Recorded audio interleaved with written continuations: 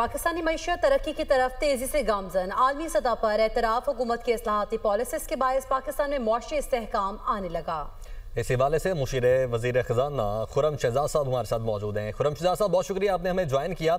एक तो वज़ीर ख़ज़ाना की जानिब से भी इसी इदारे को इंटरव्यू भी दिया गया था और उसके बाद उन्होंने ये आर्टिकल भी शाये किया है। बताइएगा क्या क्या स्टेप्स हैं जो पिछले कुछ अरसे में हम ले चुके हैं, जिसकी बिना पर अब आलमी मंजरनामे पर भी मुआशी इशारे हमारे बेहतर होते हुए दिखाई दे रहे हैं। देखिए जी, पहली बात तो ये है कि आपने देखा है कल एक बहुत बड़ी डेवलपमेंट हुई है पाकिस्तान में स्ट्रक्चरल रिफॉर्म्स से रिलेटेड। वो है पीआईए की ट्रांजैक्शन, जो कि पीआईए की प्राइवेटाइजेशन, जो कि कई अरसे से ये चौथी अटेम्प्ट थी और ये तकरीबन 89 से अगर आप शुरू करें तो उस वक्त से अभी तक जो है ये इसकी कोशिश की जा रही थी, लेकिन ये अभी तक हुआ नहीं।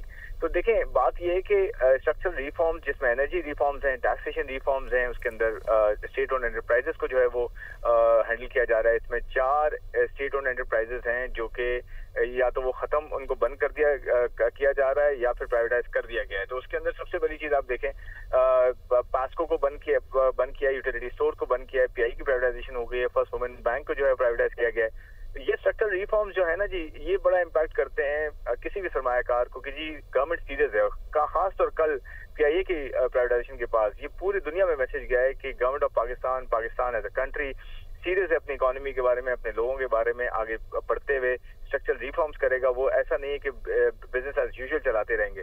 तो ये बड़ी अच्छी चीज है, इससे अच्छा मैसेज गया है और ये फोर्स पूरी दुनिया इसको देख रही है और इंशाल्लाह आप देखेंगे ये कन्वर्ट होगी अच्छी सरमायाकारी में पाकिस्तान में। खुर्रम शहजाद साहब, लेकिन अगर हम देखें तो इस कामयाबी को अगर हम देखें, ये जो पॉलिसीज बनी और जो इस्लाहाती चेंजेस आए हैं, इनको स्टेबल रखना 2026 में हम एंटर तो हो रहे हैं स्ट्रॉन्ग पॉलिसीज के साथ, लेकिन इसको स्टेबल रखना कितना जरूरी है और क्या क्या इसके लिए किया जा सकता है?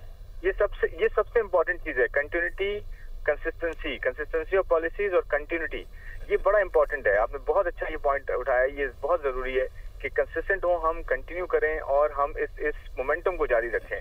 और ये मोमेंटम चलेगा, स्ट्रक्चरल रिफॉर्म्स होंगे, चाहे वो टैक्सेशन को कम करना है, चाहे वो कर्जों को बेहतर करना है, चाहे वो एनर्जी की कीमतों को कम करना है, चाहे वो जो स्टेट ओन एंटरप्राइजेज है उनसे गवर्नमेंट ऑफ पाकिस्तान को निकलना है, प्राइवेट सेक्टर को देना है ताकि वो प्राइवेट सेक्टर आके इन्वेस्ट करे और एक आम आदमी का फायदा हो, कारोबार बढ़े, इन्फ्लेशन में कमी आए और ये चीज सस्टेनेबल हो। ये बड़ा इंपॉर्टेंट है। उससे एक्सपोर्ट्स भी बढ़ेगी आपकी।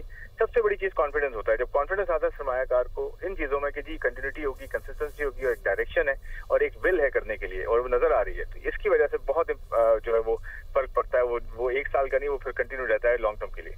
चलें, hope for good. Khurram Shahzad साहब, बहुत शुक्रिया, आप हमारे साथ मौजूद थे।